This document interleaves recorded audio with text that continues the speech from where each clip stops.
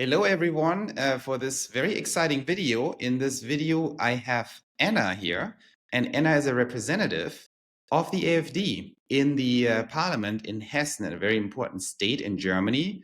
So she's on the ground and she knows exactly what's going on there. We have a lot of viewers from the United States, but also Germany and many European countries.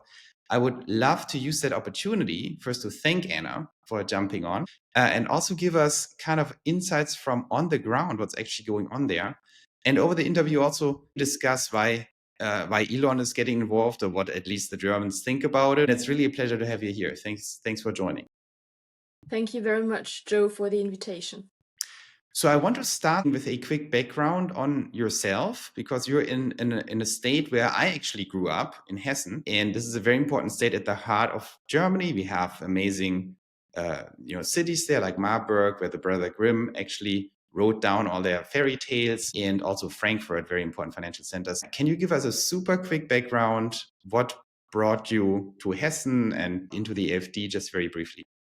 Yeah, so I was born and raised in Hessen. My name is Nguyen. I'm 34 years old and I live in Frankfurt. I joined the AfD, so the Alternative for Germany, in 2018, but I've been a AfD voter since 2013, so actually since the beginning. The Alternative for Germany is therefore a very young party, which was founded shortly after the financial crisis, when Greece was actually bailed out by especially Germany, and when Merkel, so Angela Merkel, our former chancellor, called that, well, without alternative. So that's how the Alternative for Germany was founded, because we back then thought that there's always an alternative, right? And well, I've joined the AfD for, well, multiple reasons, because actually the problems have accumulated since 2013. So there's not just one sole issue why I joined the AfD, but multiple reasons, ranging from, as I said, the bailout of Greece to, of course, the mass migration, to the deindustrialization of our country. And the established parties have all caused those problems, and we have the solutions to those problems. And that's why I'm a member of the AfD. Yeah, it's amazing that these problems. I agree that the AfD has probably the best solutions. And your background, I think, is also a management consultant background. Is that correct? IT consultant background, IT consultant. Yeah. Very good. And the surprising thing is, it seems a little bit to me, even though the AfD has very smart folks in the party, but these solutions are not necessarily rocket science, right? I mean, the solutions should be much more obvious. And it's kind of surprising that the other parties don't see these solutions. I mean, you don't need to be a rocket scientist to understand Germany has a lot of industry and needs energy.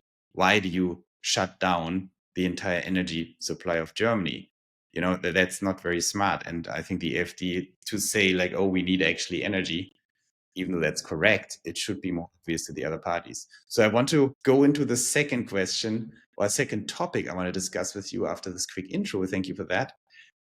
And that second topic is, for me, seeing Germany from the outside and the inside, it always struck me as this country right now where we have so much potential. If you go to Southeast Asia, if you go to China, if you go to the United States, some things work there and some things don't. But the advantages I see in Germany, the human potential, the culture, the infrastructure is so amazing. It's so hard to replicate anywhere else, in my opinion. And at the same time, they can't translate that force onto the street, so to say, right, into economic power right now. So what is your take on that? What is so great about Germany in theory? And what holds it back? And what role do the established parties and the media may play in that? Yeah, so I would like to first address what you said. Yes, the solutions are very obvious also to me. And I'm also surprised by the established parties not seeing the solutions, or maybe not wanting to see the solutions. I mean, I'm not very surprised about the Green Party, who are ideologists and who don't have very reasonable solutions, right? But the other parties should. And maybe you've also listened to the X talk between Vidal and Musk also said that's no rocket science, right?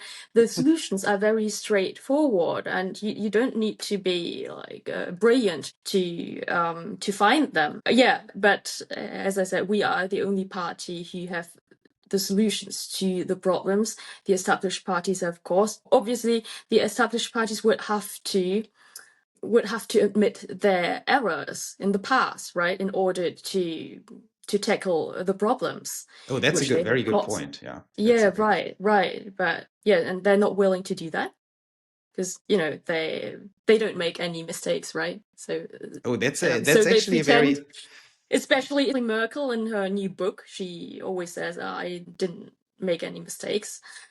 So yeah, I think that's one reason which holds the established parties back from reasonable solutions.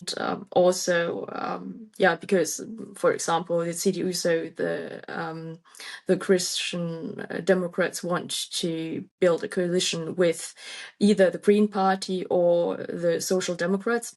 To me, it's rather the Social Democrats. It's very hard to find common ground to really tackle the problems, right? And yeah, now I would like to address your second question regarding Germany's potential. Yes, Germany does have a lot of potential, but a lot of, again, problems which have been caused by the politicians. So we have a lot of bureaucracy. We do have great infrastructure. That's true, which has been great in the past, but not anymore. So in the last couple of years, there were no investments in our infrastructure. So our roads are broken, our bridges too, our railway infrastructure is also broken, and the trains are really unreliable. Our internet infrastructure is actually embarrassing. I mean, some third world countries have a better internet infrastructure than us. And again, that has been caused by the established parties. We do have a lot of potential, yes, but we also do have a big public sector. A lot of people are working in the public sector, not in the productive sector. And those people who work in the public sector consume wealth. They don't produce any wealth. So we really need to reduce the public sector in order to become wealthier, in order to become more productive.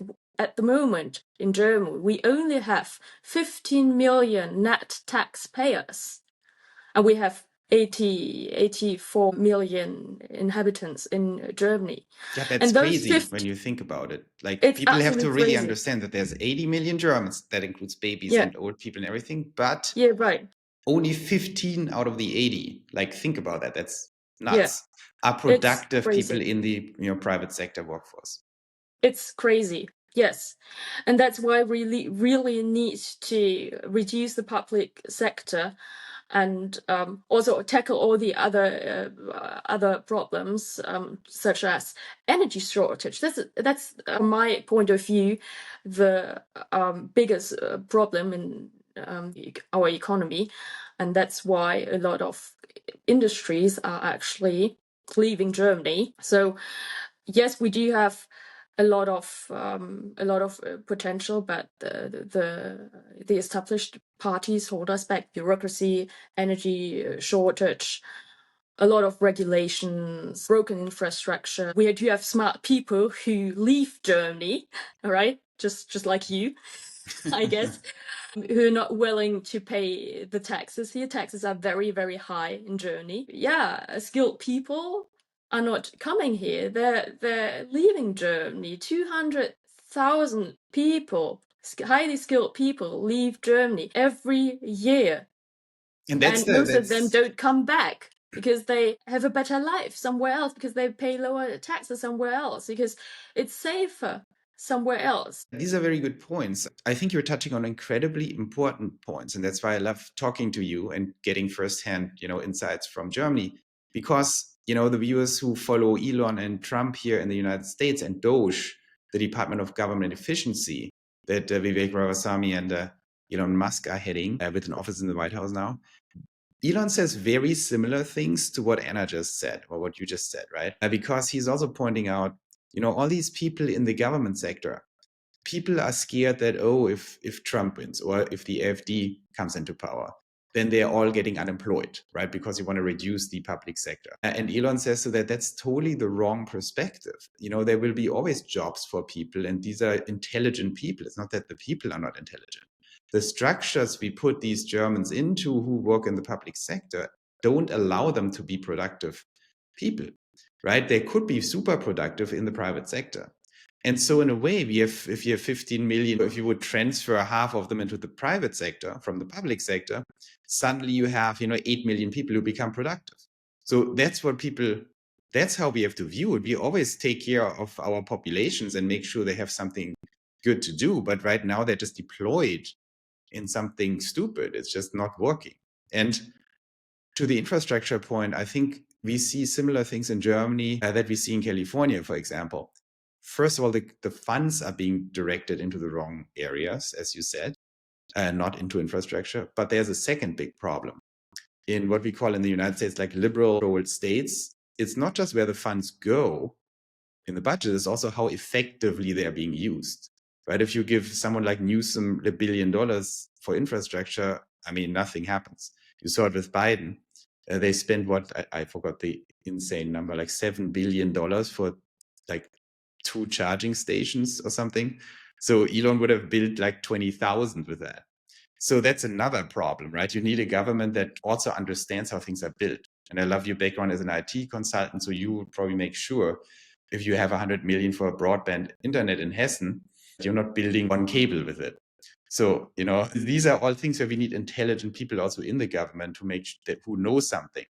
And I know there's all these Habeck jokes and the children's book author versus the economist.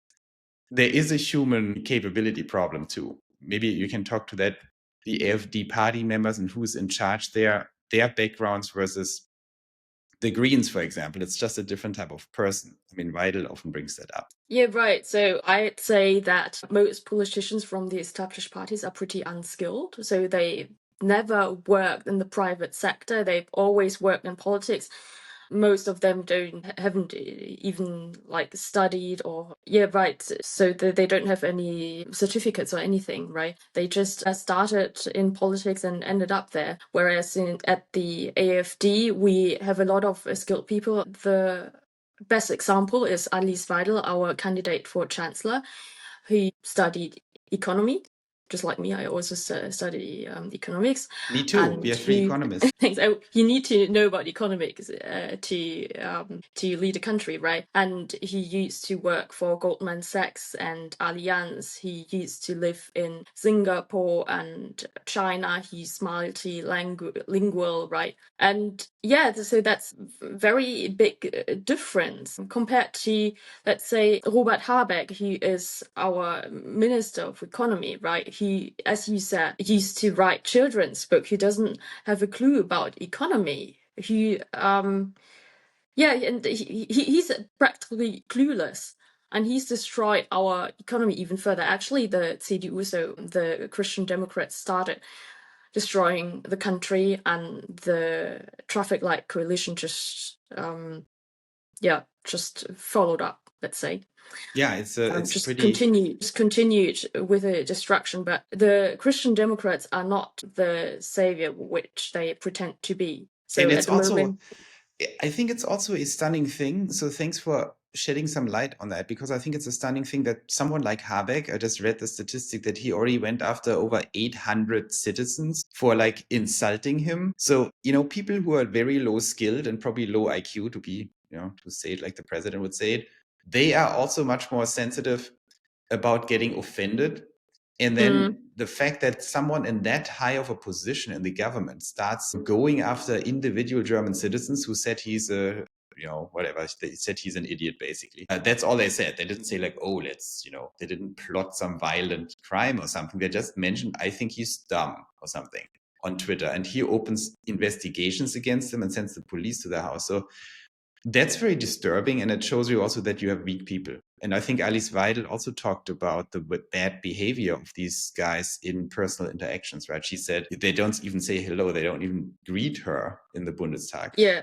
So the candidate for chancellor from the CDU, from the Christian Democrats, Merz, doesn't even create vital. But yeah, you mentioned a very interesting topic. So the politicians go after the normal people, but they don't go after criminals, right? So Yes. yeah, the guy who did the attack on the Christmas market in Magdeburg was searched by Saudi Arabia, and he's committed like a lot of crimes. But the authorities here didn't go after him. It's crazy. And as a Yeah, result, German citizens died, like in the most horrific yeah, right, way, on a right. Christmas 6 people market. died, 200 were injured. It's horrible. Yeah, it's appalling. Yeah, they're going after citizens who say that the politicians are dumb, while terrorists and mass murderers just run around and no one does anything. So that's the state of the established parties. It's pretty shocking. So, Anna, let's get into probably one of the most interesting questions in this whole election or in the German political landscape. So you're basically, when you describe the AfD, what I hear from you is a party that is against regulations, that wants to reduce regulations, that wants to move more people from the public sector into the private sector, that wants to make sure there's infrastructure in Germany, that wants to make sure there's energy, and that wants to make sure that dangerous terrorist criminals are not running around and killing people. So that all sounds pretty reasonable. It's very hard to see why this is radical or dangerous. So how, when you view and when you see what the media says and what we read in Bild and Spiegel and here in ZDF and ARD, the state TV stations, the picture I see of the AfD is, okay, this is a bunch of radical, dangerous Nazis. I never hear actually what the AfD wants to do. They just say they're all Nazis. They need to be prohibited from even being there. How do you explain that level of hate and irrationality? It's like a reality distortion field. It's like what we call in the United States the Trump derangement syndrome, right? That Trump says, oh, maybe we should have a strong America. And then people say, oh my God, he's the most dangerous criminal I've ever heard. So it's like a derangement syndrome. I see the same thing in Germany. But what do you think is behind that? Why are people not talking about facts? Why are they not rational? Why are they always spewing hate against the AfD and to that level? Well, it's not people who hate the AfD, but it's the media. And if you're looking at the media, most are leftists, right? And they don't portray us fairly. Actually, since the beginning, since 2013, we have been portrayed as extreme right. We're not extreme right, we're right. And we have, as you said, very reasonable policies. And Oh, Anna, yeah, now I understand that maybe they call you extreme right, but what they mean is you're extremely right, which is yeah, correct. right. Probably, Maybe yeah. that's the explanation.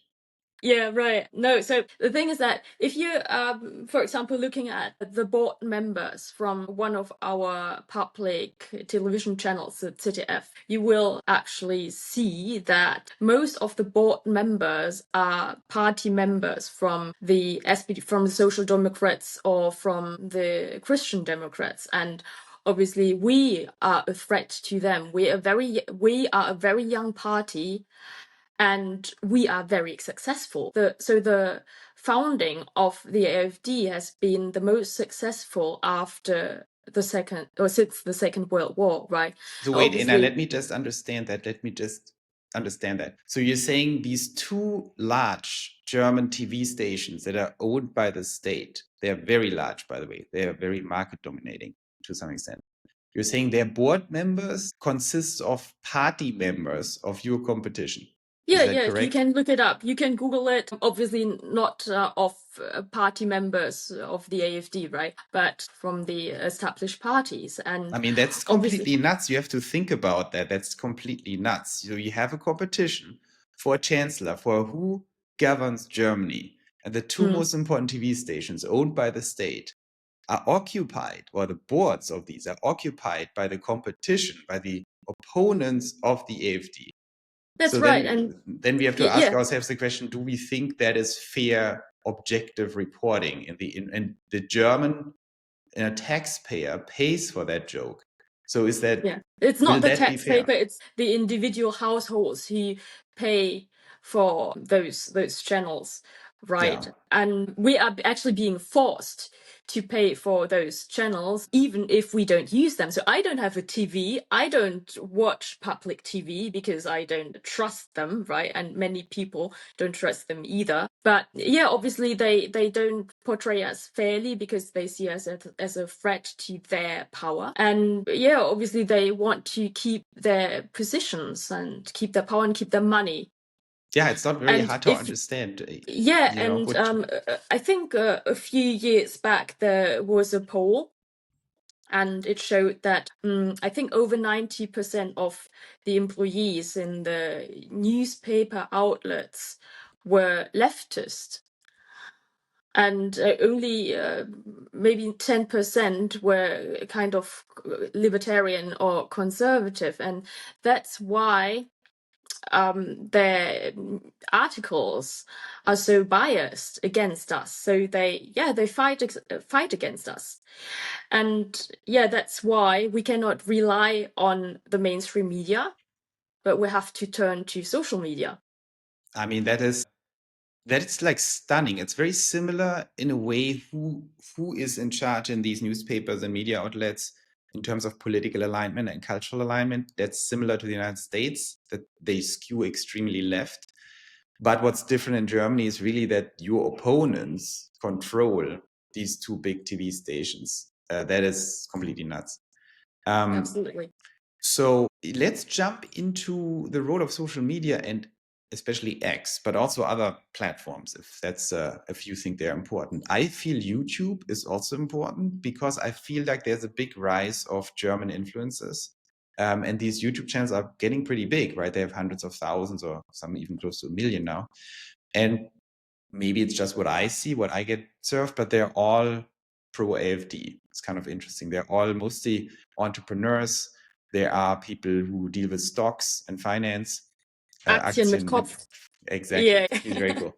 Und Vermieter-Tagebuch. So they are like Yeah. some cool people. I think on X you have, or on YouTube you also have pure political commentators.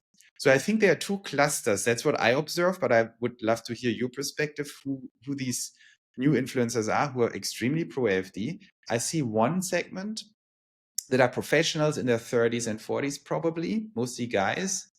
And they are all about Aktien, like stocks. They're about finance. They are advisors, financial advisors, or in real estate. Very cool people. They sometimes live in Spain, I think, and go back to Germany. So international, smart German kind of entrepreneurs. And they're all completely pro AfD.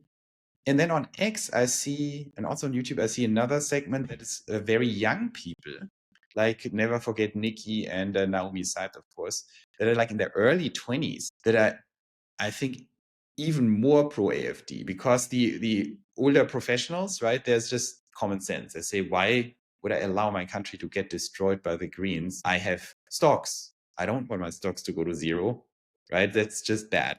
So they have a very common sense approach and say, this is nuts. Let's stop it. I also don't want to get killed on the street. So I want my stocks not to go to zero. I don't want to get killed on the street. Oh, there's only one party I can vote for. It's the AfD, because the others want to get me killed on the street and they want my stocks to go to zero. That's bad. So that's the thinking there. I think with the young people, there is much more going on. They just feel they're losing their country or something like that. I feel they're more emotional about it and more personally like super concerned, Naomi and Never Forget Nikki. So what do you think about that? Is that these are the two types of influencers I see that are really big. I don't see any on the left, by the way, anyone who's impressive, who says something smart. I didn't find anyone. So are these the two types? And what do you think about them, especially the younger influencers? Like, what is going on with the youth, and what's the sentiment, and why are they so pro AfD? Actually, I think there's also a third group, which is AfD influencers, right? Because we are very successful in social media. That's true. And for example, Ulrich Siegmund is a member of the a member of parliament in Sachsen-Anhalt. He has a lot of followers on TikTok, and he's very, very popular. And Markus Krall, of course. Yeah, but he's not a member of the AfD, right? But we have a lot of politicians or members of parliament who are very successful on social media. So I would call them influencers too, political influencers. Yeah, And for sure. yeah, so you mentioned the other two groups, and I would like to address the youth. So your question regarding the youth. So actually the youth is experiencing the problems that the established parties have caused every day. For example, at school, on the streets, at the public swimming pool, right? Where there are a lot of migrants who actually harass the girls at a lot of public schools. We have a lot of pupils who don't speak proper German, which also holds, let's say, the German pupils back. And yeah, so they actually see what the established parties have caused, and that's why they are pro AfD. And also we are cool now. We are anti-establishment. All the other parties are The establishment, establishment. of course. Yeah, and as I said, we are very successful on social media, whereas the other parties have always relied on the mainstream media. He did nothing or very, very little on social media. And if they did something, it was very embarrassing and not That's true. very authentic. And yeah, so we address the problems of the youth, and that's why we And are that's also very something successful. good that you mentioned the swimming pools, because it's totally inconceivable. If you live in Thailand or China or United States, you wouldn't understand that problem, right? Because it's completely inconceivable. So because Germany was the same thing in Sweden, and like the European countries were so highly developed and so peaceful, it's not that you have security guards around every swimming pool and you need to be like a member and stuff like that. You had actually nice public swimming pools, don't exist in other countries outside Europe, in my opinion. And people just went to the swimming pool and it was very nice. And with this migrant crisis, surprisingly, after bringing in millions and millions of people from like Afghanistan, who are used to being bombed and like killing people all day long, they thought like, oh, what's that? That's a nice swimming pool with a bunch of teenage girls. Let's just sexually harass them. And I mean, they don't even understand the problem, right? It's part of the religion. It's not a problem. They come from war countries. They just had to murder a bunch of people back there or got murdered, whatever it is. So it's part of the culture, yeah. And you could also see that at New Year's Eve, right? So not just at the public swimming pools, but at New Year's Eve where they actually played war. Yeah, exactly. Or played or made war. So it's similar to the UK scandal, right? So, I mean, these are guys who come in and they think the concept of rape doesn't even exist. Like, oh, they are girls that are unprotected. Of course, they can have sex with them.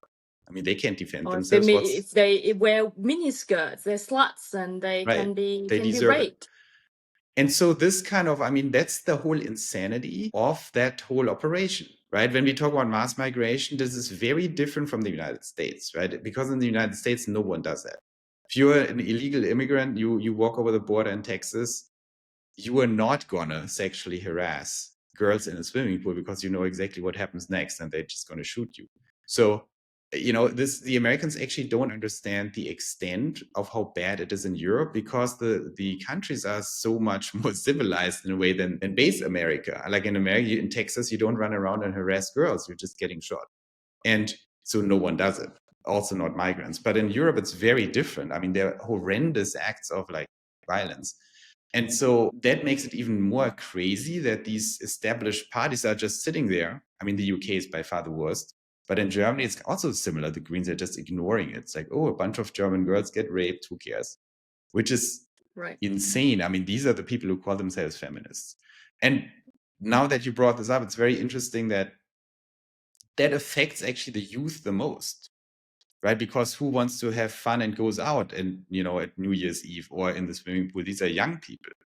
So they think, old people, have you lost your minds? Like you just want to get us killed, or you get us killed, right? So it's kind of as you said, it's kind of surprising. Normally you connect the youth with left-wing ideology, and now it totally turns around because they're saying, are you crazy, old people? So yeah, they meet those, let's say, migrants in class every single day. The elderlies don't, right? They're sitting at home, they watch ZDF and ARD, so the public television outlets. yeah, so they don't really need those people. And it's also an appalling kind of sign of that generation. I mean, here, I don't know if that's also in Germany, but in the US, all these boomer jokes of the baby boomers and the boomers who ruined the world. And of course, you should not judge people by age or group or anything like that. But it's very understandable that young people think, how can you just abandon us like that? Like, how can you Yeah, sacrifice our country and our rights and everything and yeah, totally right. ignore us and then call us Nazis when there's like a 19-year-old girl saying, I don't want to get raped, and all she hears is she's a Nazi now. So Mm. from her old people. So it's very appalling. And I'm not surprised that there's like really a huge trend towards the AfD. I mean, we saw this video from the Bundestag in Weidel, I think, when the young people took pictures with her. So Yeah, right. is that something you also experience as a representative when you talk to voters, like in Hessen on the ground? Yeah, so we have an event which is called Hessen Tag every year in Hessen. So it's like the Hessen Day, let's say. And on that event, all the parties in the Landtag can actually have a stand and can be approached by people. And the youth was very happy to see us. So we were the most popular. We had the most popular stand on that Hessentag. So yeah, of course, we can see that. And a lot of pupils also wanted to take selfies. They wanted our goodies. They walked around with our blue bags on the ground of that Hessentag. So it's like a big fair, let's say. And that was amazing. Yeah. Yeah, that's great to hear. I'm really happy about that. I think young people are always the best hope a country has. So that's very good to hear. Yeah, definitely. I want to conclude with two, topics that are especially interesting for people who watch my channel, and that's one is very big, so you don't have to, I don't know if there's any kind of party lines and what you have to consider making statements about that, but people are just interested in how the AfD and maybe you view the relationship and the role of Germany and maybe Europe and the United States and Russia. So, because this is also a crazy thing in Germany that everyone is like not allowed to even think about these things, it seems, right? And there's an interesting thing that the AfD seems to be more critical towards the United States in the sense that they don't just want to be a vassal state of the United States. And that's an accusation that the AfD pushes Germany towards Russia, which I think is like, well, Russia also has gas and Germany has energy interests. So I don't think it's a bad thing at all. And at the same time, which I find, again, very ironic and interesting, the AfD has the strongest connections and the most friendly connections to Trump administration and Elon. So, which for me just says they're just smarter. They say, okay, there's German interest and we are smart. We're dealing with people. Probably, they're also happy to talk to Putin because you should talk to Putin. Same with Trump should talk to Putin and the AfD should talk to Trump. So what is the general stance? What do you think around that? What is the future constellation and what is the relationship to the United States and maybe to Russia? And what's the party goals with that? So I agree with you. We want to have a good relationship with everyone. So not just with Russia, but also with the US. So we are not anti-US. So as he said, we have very good relationships with Trump and with Musk. And we are the only party which was invited to Trump's inauguration on the 20th of January, right? That's also And a very all, important point, and I just want to yeah, yeah, right. re-emphasize So that how stupid it is so to our say AfD is chancellor. anti-Germany and then they're the only ones invited to the inauguration. It's kind of a Right, joke. right. So our chancellor Olaf Scholz, who was called Olaf Schitz by Elon Musk, Yeah, right, was yeah. not invited. Our president Steinmeier has not been invited either, and all the other politicians too. So yeah, it just shows that with the election of Trump, tables have turned, and now obviously we are very willing to work with the US. Before that, also, as I said, we want to establish good relationships with everyone. We want to have good trade relationships, and as you said, we need natural resources, especially from Russia, and that's why we also need a good relationship with Russia. Yeah, and And that's this is we want peace. This is very important. We want peace. yeah, I think that is very important. That's another appalling thing how the establishment just is willing to have hundreds of thousands of young Ukrainian Russians killed just for fun, right? For cannon fodder. Like, oh, we should show them how strong we are. Okay, you're letting all these young guys getting killed. It's super appalling, especially with Germany's history, that they're so war hungry and have no scruples killing all these people. They are warmongers, yeah. They are warmongers, especially Friedrich Merz from the Christian Democrats, wants to become our next chancellor. He wants to deliver Taurus rockets to Ukraine, which would make us a war party. Yes. Absolutely crazy. I mean, these people, and then they're saying, oh, the AfD is radical. First of all, there is nothing radical anywhere to be seen in the AfD program. And second, the biggest opponent, the CDU of the AfD, wants to literally greenlight long-range missiles that the Ukrainians could shoot to Moscow under German supervision, because the Germans would have to guide these missiles, right? Because you need German personnel to do it. So complete reckless insanity. And no one talks about it in the media, of course. So it's kind of, I just want to make this last point before we go to Elon and wrap it up. But we just have to understand, when we talk about Markus Lanz and all these guys, these big TV guys, the level of liars that these people are when they say the AfD is anti-American and pushes Germany towards Russia. When at the same time, as Anna just explained, the AfD is the only party invited by Trump to the inauguration.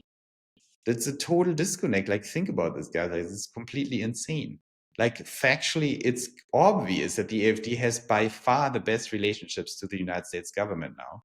And in Germany, these media people say, oh, they're anti-American. So it's pure propaganda.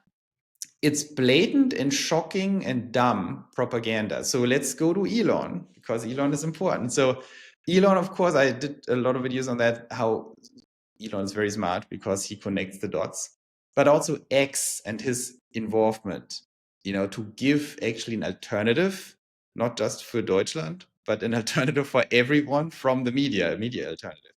It's an interesting thing because the AfD, I think the party base is still, everyone, of course, has skepticism also towards like billionaires who are in America who control giant tech empires that are not German. There is a natural skepticism.